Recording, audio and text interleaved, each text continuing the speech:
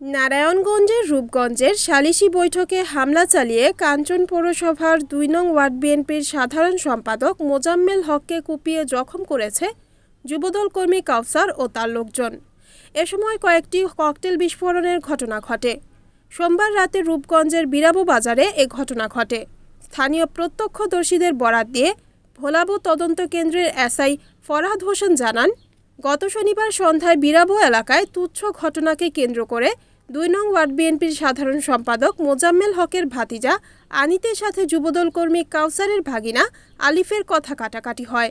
এ সময় যুবদল নেতা আজিম নাইবুর নামে একজনকে মারধর করে।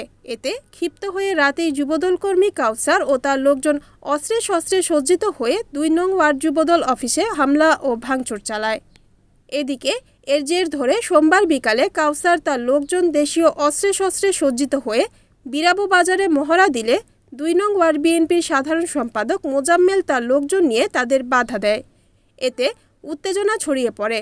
বিষয়টি কাঞ্চন পৌর বিএনপির নেতারা জানতে পেয়ে রাতে বিষয়টি মীমাংসার জন্য উভয় পক্ষের লোকজন নিয়ে বিরাবো বাজারে একটি রেস্টুরেন্টে সালিশি বসে। সালিশির এক পর্যায়ে উভয় পক্ষের লোকজন উত্তেজিত হয়ে ওঠে।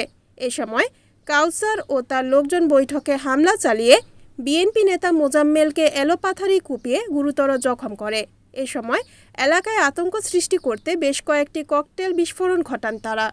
আশেপাশের লোকজন মোজাম্মেলকে উদ্ধার করে উপজেলা স্বাস্থ্য কমপ্লেক্সে নিয়ে গেলে কর্তব্যরত চিকিৎসক তার অবস্থার অবনতি দেখে রাজধানী পঙ্গু হাসপাতালে স্থানান্তর করে।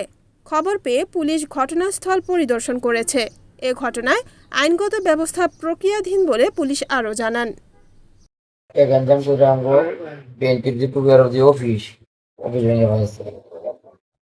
নেতৃত্বে সন্ত্রাসী বাহিনীরা এবারে বস্তির মধ্যে আছেন এক বোমা রাজি পেলাম না, হ্যাঁ বোমা মনে হয় বোমা গেছে, বোমা ফুটায় আজকে সালিশ বলছিল। আমার বিএনপির পৌর বিএনপির সাধারণ সম্পাদক মফিকুল খান এবং আমারও ডাকছিল, আমি গেছি।